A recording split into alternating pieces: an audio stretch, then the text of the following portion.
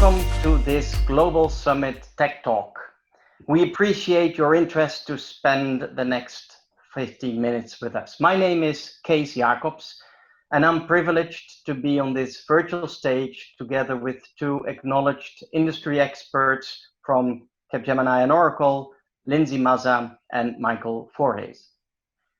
We live in a very peculiar time frame now. Of course, over the last decade, we've seen the precursing shifts that came on us, like the empowered consumers who started to behave very differently, and the advancing omni-commerce propositions to serve these consumers appropriately. And the pandemic has catapulted these shifts to a next level, but also has exposed some fragilities in our value chains. And notably, the supply chain has become a new battleground. So this is an exciting opportunity and a rewarding opportunity for both individual companies as well as for the industry collaboratively. I encourage you to download our new report that Capgemini, Oracle, and the Consumer Goods Forum have published this week that shapes and defines the pathways for companies to serve consumers in a better manner. Michael, can you please inspire us on why this is so important? Well, that's a great tee up, Kees. Thank you very much. To inspire, well, we live in an age where we're informing each other all the time. And so, we wanted to take some time as a team, not just to give you more information to think about, but what do you walk away from this conference with at the end of the week? We've all been serving, the vast majority, if not all of us, for many years in this industry. And I think it's fair to say that, as Kees rightly said, we're living in extraordinary, even interesting times. We've broken down this conversation into three parts. Why is this period in the retail and consumer goods industry like none before it? Quite literally, over the decades since we've been doing this work, perhaps, where we are now as against where we're heading. What are some examples? What are some numbers, if you will? And what are the conditions under which we operate today that we need to perhaps rethink and reimagine for a future unfolding before us? And then finally, how do we come together as an industry, whether we make things or sell things, and all of those that help to enable the processes that govern this industry? How can we work together collectively? And by the way, that's not without precedent. How can we work together to reimagine the industry that we're in, that we can continue to serve our purpose? And so I'm very excited to be with you all today, if only virtually.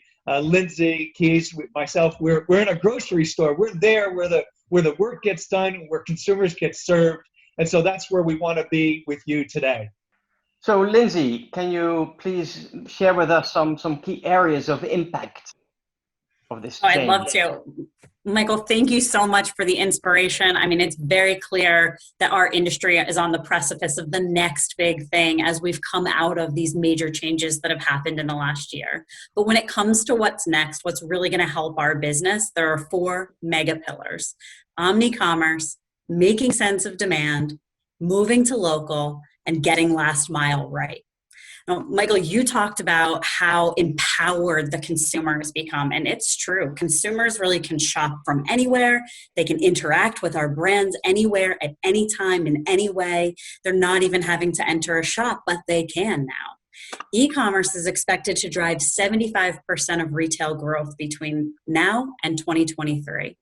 The adoption across the globe is heterogeneous, with more growth coming in APAC, then in North America, and then Europe.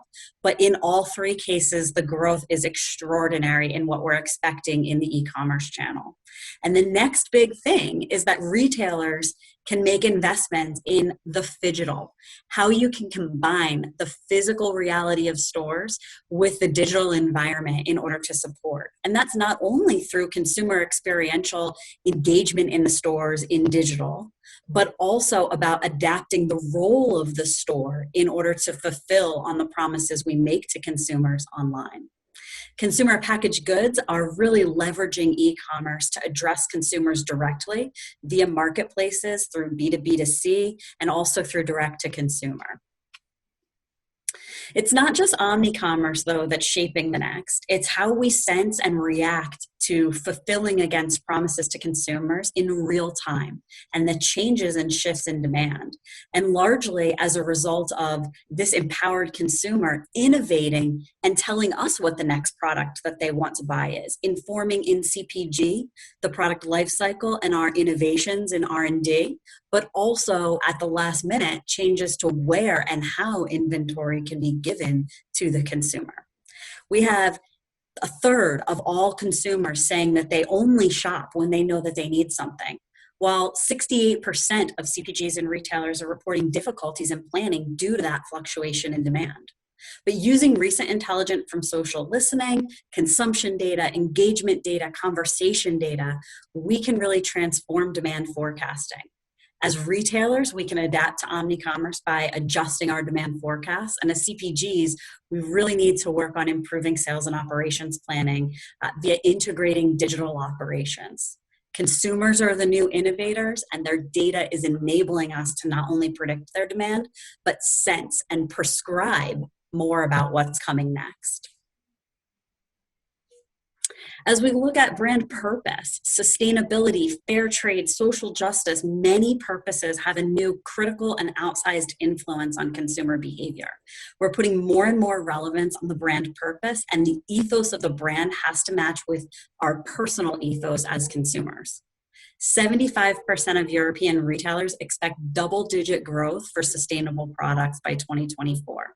And 54% of consumers report that they prefer to buy local and regional items. But it isn't just local sales, it's local sourcing, it's local manufacturing, it's nearby distribution, allowing us that hyper-locality to become disruption-proof, to fulfill on our brand promise to the consumer, and to reach the consumer wherever they are. And lastly, it's how we get last mile right. Consumers want fast, predictable, low-cost delivery.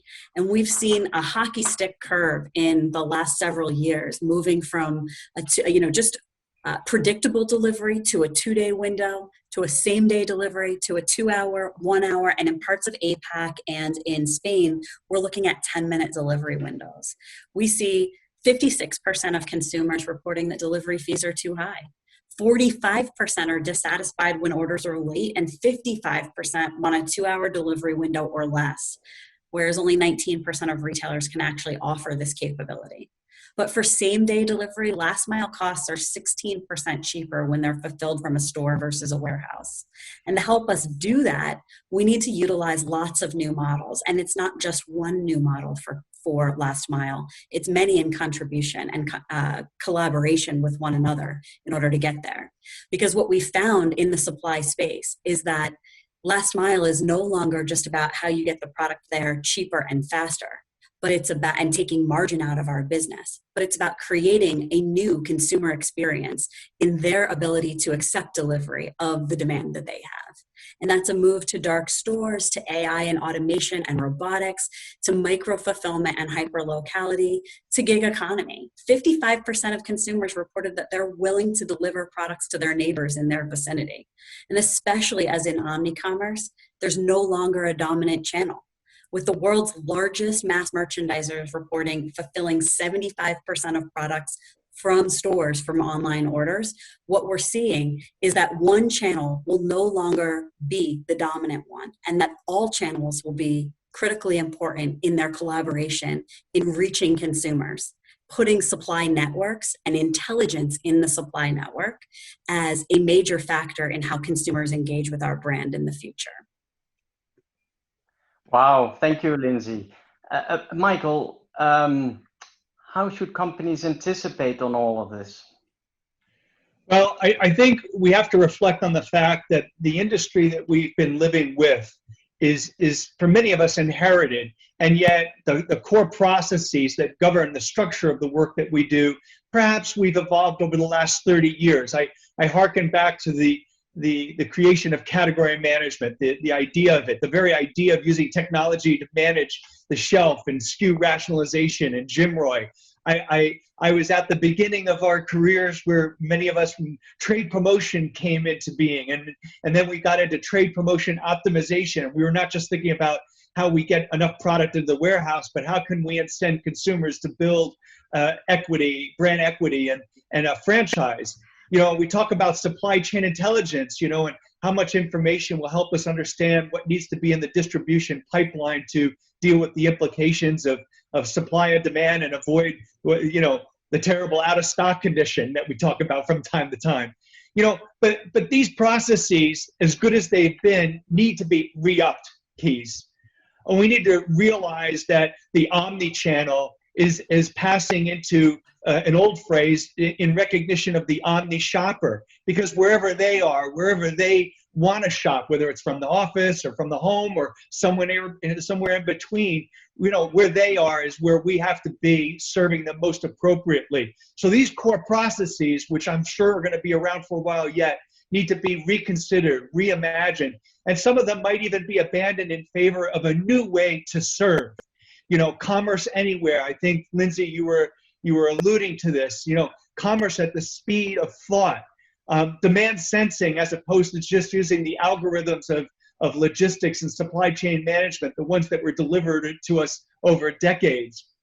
This idea of globalization, which is fine in principle, but as we've seen in the world that we're living in, the supply chains have come under incredible pressure given conditions that we wouldn't have foreseen, and where just in time actually left us in the lurch. And then again, last mile delivery. I mean, how can I really make good on that promise if I don't have distribution centers close to where people live, as opposed to being miles outside the ring? We're going to have to re-examine our business models and processes, the very way that we do business, in order to satisfy an increasingly connected and more discerning shopper, Keys. Wow, Michael, I say no more. This is happening, and it's driven by all consumers all over the world, and it's impacting all companies that are serving them. And it requires all of us to bring the best of our abilities together. And of course, there are a lot of initiatives by retailers, by manufacturers, by technology and service providers in all kinds of shapes and forms, in different levels of maturity. And it's so important to learn from that. For example, to understand the consumer behavior changes. What are the new occasions, the triggers, the needs, the barriers? To learn from new business model innovations, from technology innovations, to understand how to improve in collaboration, and also how to serve consumers better in a more purposeful and sustainable manner. So together with the Consumer Goods Forum, we will be organizing inspiration sessions over the next period. And we invite you to take part in this discussion. And we encourage you also to download the recent report. We hope to speak to you soon, and we hope you really enjoy an inspirational global summit. Thank you very much.